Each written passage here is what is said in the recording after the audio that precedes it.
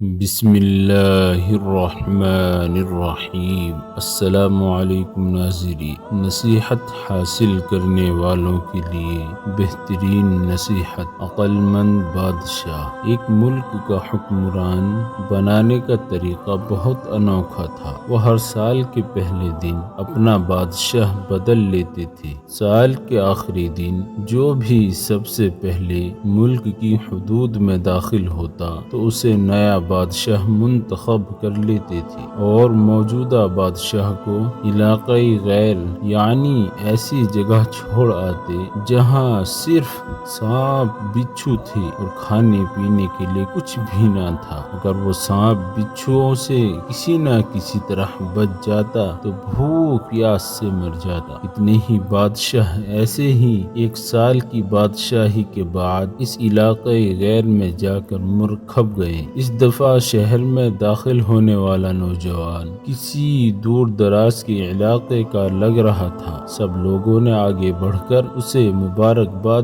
دی اور اسے بتایا کہ آپ کو اس ملک کا بادشاہ چن لیا گیا ہے اور اسے بڑے اعزاز کے ساتھ محل میں لے گئے۔ وہ حیران بھی ہوا اور خوش بھی۔ تخت پر بیٹھتے ہی اس نے پوچھا کہ مجھ سے پہلا بادشاہ کہاں گیا؟ تو درباریوں نے اسے ملک کا قانون بتایا کہ ہر بادشاہ کو سال بعد جنگل میں چھوڑ دیا جاتا ہے اور نیا بادشاہ چن لیا جاتا ہے۔ یہ سنتے ہی وہ ایک دفعہ تو پریشان ہوا، لیکن پھر اس نے اپنی عقل کو استعمال کرتے ہوئے کہا، مجھے اس جگہ لے جاؤ جہاں تم بادشاہ کو چھوڑ کر آتے ہو۔ درباریوں نے سپاہیوں کو ساتھ لیا اور بادشاہ سلامت کو وہ جگہ دکھانے جنگل میں لے گئے۔ بادشاہ نے اچھی طرح اس جگہ کا جائزہ لیا اور واپس آ گیا۔ اگلے دن اس نے سب سے پہلا حکم دیا کہ محل سے علاقۂ غیر تک ایک سرسبز و شاداب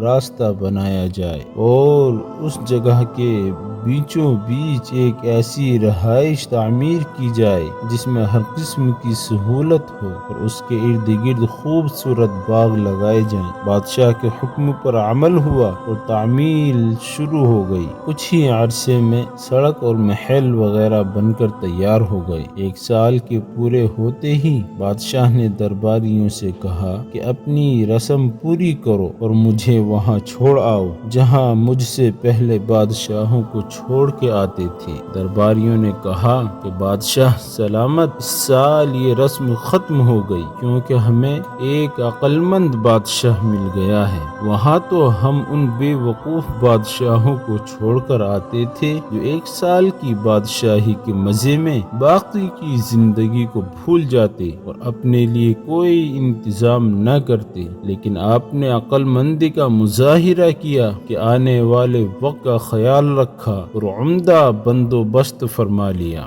ہمیں ایسے ہی عقل مند بادشاہ کی ضرورت تھی۔ اب آپ آرام سے ساری زندگی ہم پر حکومت کریں۔ اس انوکھے ملک کا نام دنیا ہے۔ وہ نیا بادشاہ میں اور آپ ہیں اور علاقۂ غیر ہماری قبر ہے۔ اب آپ خود فیصلہ کر لیجئے، کچھ دن بعد ہمیں بھی یہ دنیا والے ایک ایسی جگہ چھوڑ آئیں گے تو کیا ہم نے عقل مندی کا مظاہرہ کرتے ہوئے وہاں اپنا محل اور باغات تیار کر لیے ہیں، یا بے وقوف بن کر اسی چند روزہ زندگی کی مزوں میں لگے ہوئے ہیں اور دنیاوی زندگی کی ایک مخصوص مدت شاہی انداز سے گزار کر ضائع کر رہے ہیں۔ ذرا سوچئے کہ آج ہمارے پاس ابھی بھی کرنے کے لیے بہت کچھ ہے، لیکن ایک وقت ایسا آئے گا کہ پھر پچھتانے کی مہلت بھی نہیں ملے گی۔ اللہ ہم سب کو اپنی آخرت کی تیاری خوب سچی فکر کے ساتھ کرنے کی ہمت اور توفیق عطا فرمائے، آمین۔